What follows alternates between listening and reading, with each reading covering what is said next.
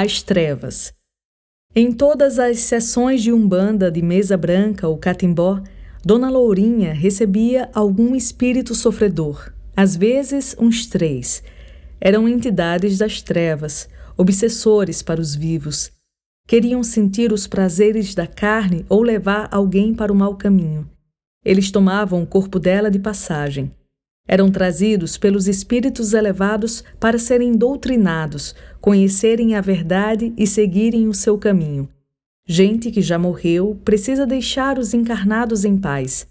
Esses espíritos trevosos tinham uma cara muito retorcida, a respiração pesada e falavam sempre do seu ódio.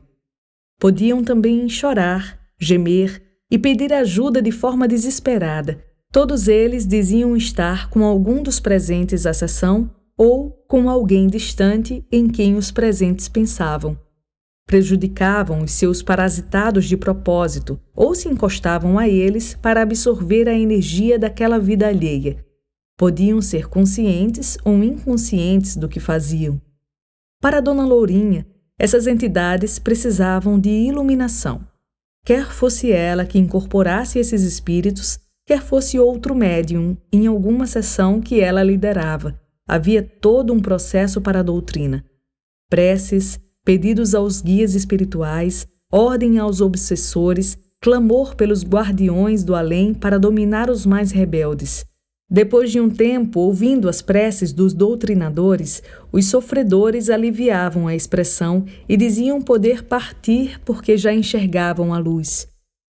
Os que ainda resistissem poderiam precisar de uma oferenda secreta a Exu com pontos riscados a giz no chão, simbolizando flechas, cruzes ou círculos, além de uma cuia de argila com pólvora queimada, acompanhada de uma gira rápida e um cântico curto.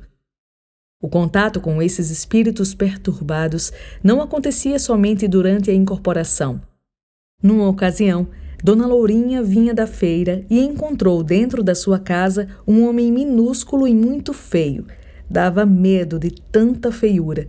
Estava em pé em cima de um pedestal e perguntou se ela o havia chamado. Nesse tempo, ela ainda era jovem, estava se iniciando nas coisas do além. Não sabia enfrentar nada nem doutrinar ninguém.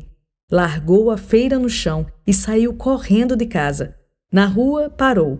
Ninguém vai acreditar nisso se eu contar. Voltou para enfrentar o mal-assombrado, mas o homúnculo já tinha sumido. Já mais madura, Dona Lourinha muitas vezes deitava para dormir e enxergava rostos flutuando no escuro que se transformavam em carrancas bem diante dela. Os olhos impalpáveis saltados, as bocas enormes praguejando, ameaçando ou chorando.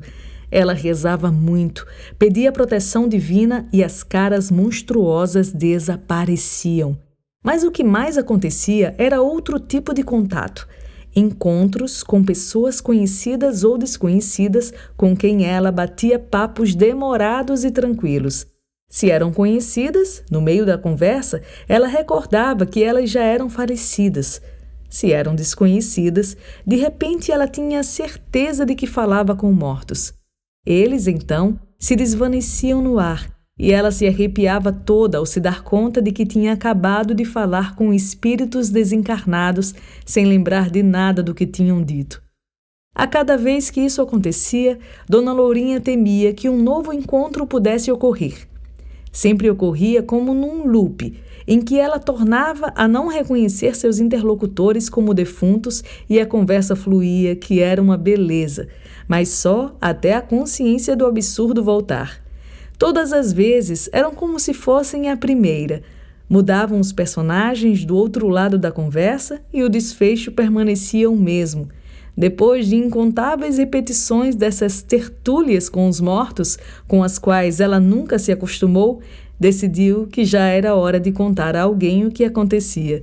Fez isso pelo resto da sua vida, conversar com os mortos e contar essas conversas aos vivos, rindo de si mesma e dos seus temores completamente inúteis.